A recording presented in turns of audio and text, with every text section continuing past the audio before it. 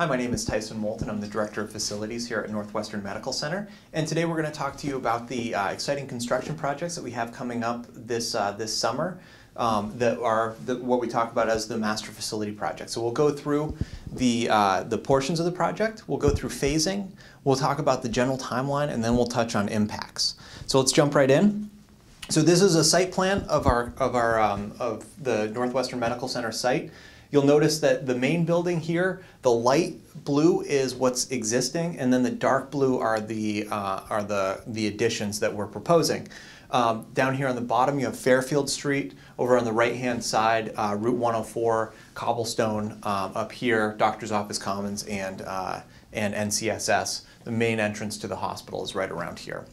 So we generally are looking at 3 phases of this construction, the first being a med-surg ICU addition. So this will be an addition onto the existing med-surg wing, and will also include a bunch of site work associated with that to make room for the building.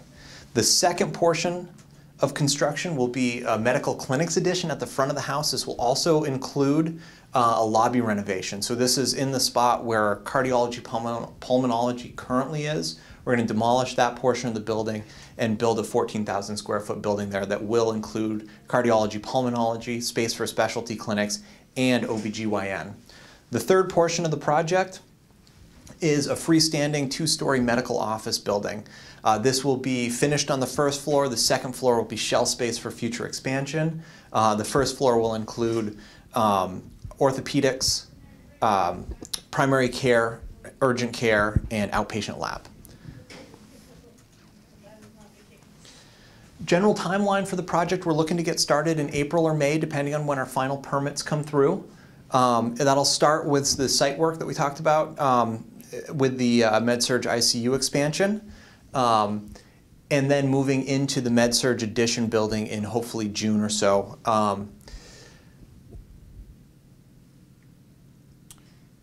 That addition project will extend through January of 2017, at which time construction will move to the interior portions of the existing med-surg, where we're going to renovate the whole existing med-surg wing. And that whole process will take us through September or October of 2017. So again, starting the construction in April or May of 16, and then moving through the addition to January of 17, and then full completion in September or October of 17. At the same time as we're doing that, we'll be starting construction at the front of the campus, and that'll be the medical clinics building and the medical office building. They'll start in July of 16. The medical clinics will run through March of 2017, and then the MOB will run through May of 2017. At the same time, we'll be renovating the lobby, and that means that we're going to close down the lobby from about July through October of 2016. So that's this year, and we'll get more into the details a little bit later on. Also, as part of the medical office building project, we're going to be renovating the loading dock, and so we'll have a temporary loading dock set up from about July of 2016 to December of 2016. So that's a general timeline for the projects. So starting in April or May of 2016 and going through September, October of 2017. Now obviously as things happen, these dates are subject to change, but this is a general outline of what we see the construction schedule looking like. So let's get into the specific projects. We'll start with the exterior impacts to the med-surg ICU expansion. This is current state. This is what we have existing. This is the med-surg wing right here, ICU over here, the loop road that comes around to the emergency department, second and third shift parking, staff parking to orient you. Now, as we build the building, it's going to look like that. So it's the elimination of some of the staff parking to make way for a new loop road, additional parking next to Cobblestone and on Crest Road, and at the end of the HRPI hallway. Again, let's look at that. So you can see what some of those impacts are going to be, and those will be seen pretty immediately as we start the construction. So April-May timeframe with that road construction. So parking, always a big issue. We currently have about 979 parking spaces.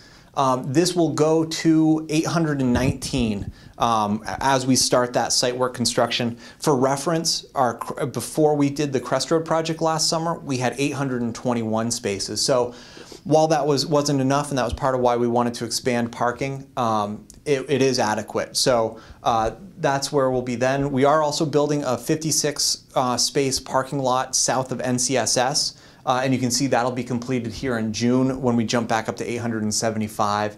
And then when we're complete with all the site work in that area, we go to 962. Moving inside, you can see this is the med-surg addition that we're talking about. And then this is the existing space that, that will be renovated. So currently, that's what our med-surg, the rough shape of our med-surg. When we begin construction, we're going to be impacting the rooms on the end of the med-surg unit. So that's room 116, it's the physical therapy office, and it's room 120. So those rooms will come offline immediately when we start the building construction, probably in June sometime. And that's really to separate patients from the construction, as well as allowing for some structural tie-ins and the physical construction work that's going to have to happen to make these two buildings into one. So then once we complete the addition and move into the renovation of the existing space, there's the tricky portion of trying to get there. So obviously this space will all be under renovation, and we talked a lot about, do we phase this, do we do one side and then the other, and decided that it was really best to take that whole space down and renovate it all in one shot. The solution for gaining access is an exterior corridor. So starting in October or November, we'll start building an exterior corridor. Now when I say exterior, this is exterior to the building. It will be fully enclosed, fully finished space. It'll have lighting, it'll have heating, it'll look like a finished corridor. All of the traffic from the main hospital to the addition will be through that corridor. And that will access through ICU room 3. So ICU room 3 will become a corridor. And that is for the portion of the, for the renovation. And then once we're complete, it all becomes a single unit med-surg ICU. So during this process, we obviously lose some beds. So, so currently, you can see we have 38 beds. When we're under construction in the new wing, we will go down to 34 beds. Then when we create that exterior corridor, we'll be taking ICU room 3, which is a private room now, and so we'll go down to 33. Then when we move into the addition, we'll still be losing that one ICU room 3, and we're going to it, so that'll be 20 beds in the new addition. And then 9 in the ICU. So we'll end up with a total of 29 beds, but 20 of those will be single patient private rooms. And then at the end of the project, when everything is turned over, we end up with 34 private rooms. So now let's jump to the projects in the front of the campus.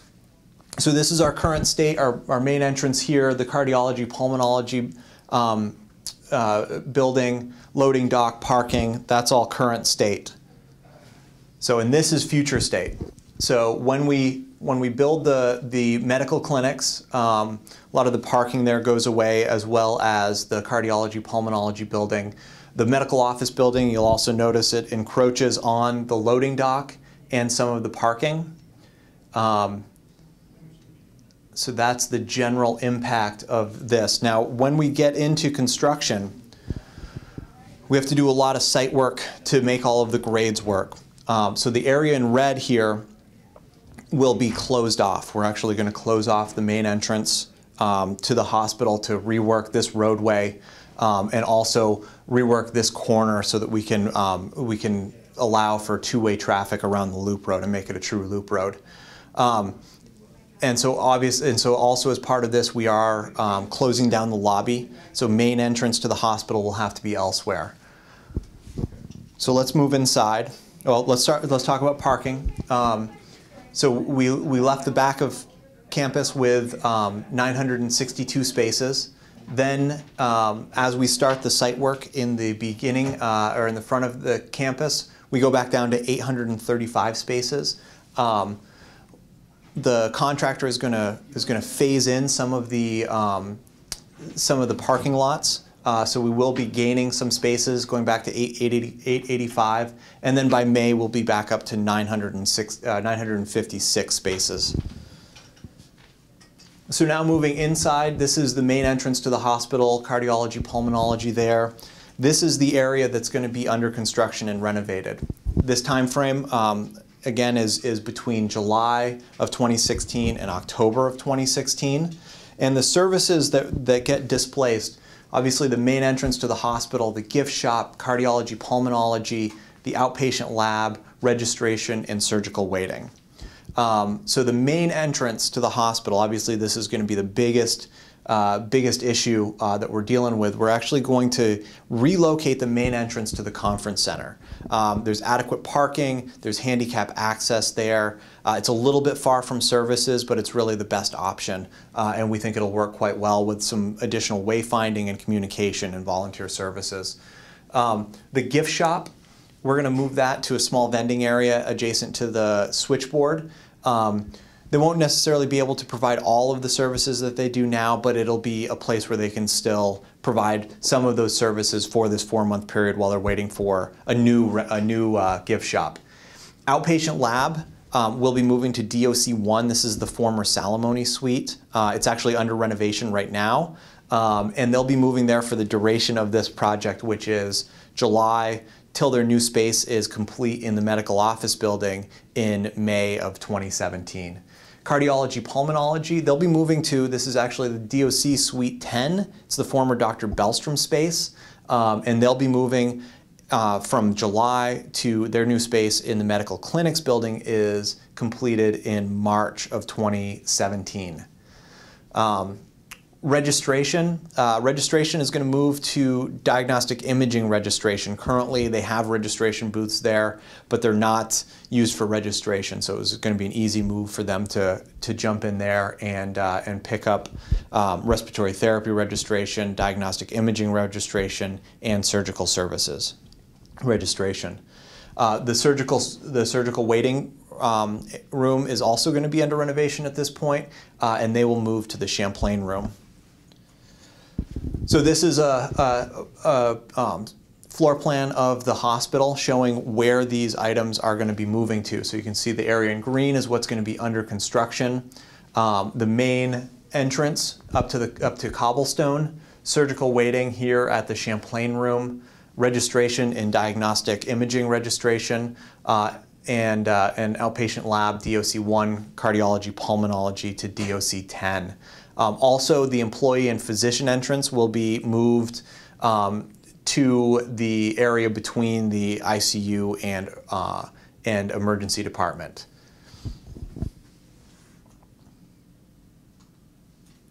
So we talked a little bit about the loading dock. You can see that this sawtooth configuration is what the change is going to be. And so that will have to move to a temporary location. That's where it currently is. We're looking at moving it to the end of the HRPI hallway, basically in the space that the employee entrance is currently. So what that looks like is we're going to infill the employee entrance. So this is that little alley that is the employee entrance. We're going to infill that, create an enclosed dry space, pave most of this corner so that we can have trucks backing in there. We can offload. We'll have space to store and distribute some goods, and our dumpsters will also have to be there. Now, it's going to take a little bit longer for the loading dock to get reconfigured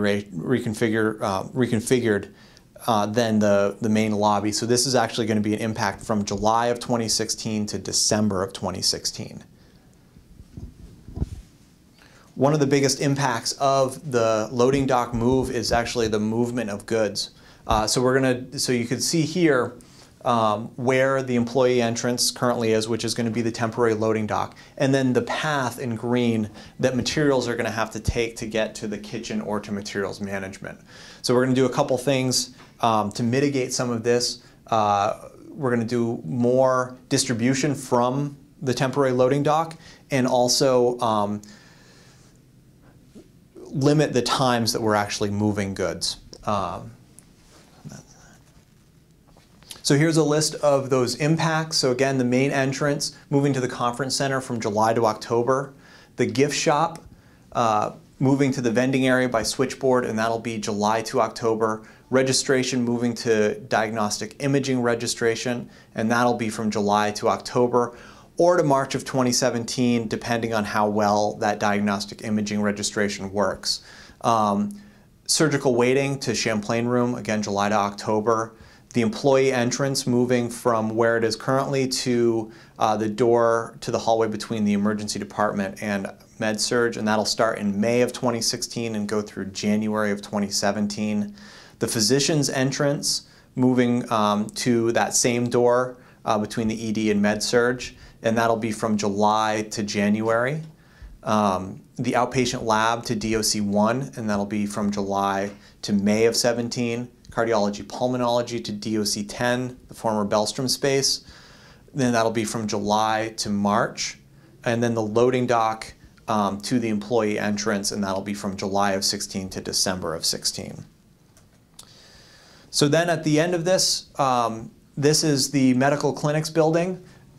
This will be our new registration, a new waiting area for the 3 clinics that will be in here. This will be cardiology pulmonology space for the specialty clinics, and then OBGYN over here. And then the medical office building, a new atrium space for the entry, registration, waiting along here, orthopedics on this side, the outpatient lab in the center, diagnostic imaging with 2 x-ray machines, and then urgent care and primary care. And that's really the extent of the project. It's going to be, there are going to be impacts. We're working to mitigate them as much as possible. And if you have any further questions, feel free to reach out to myself or Jonathan Billings. Thank you for taking the time.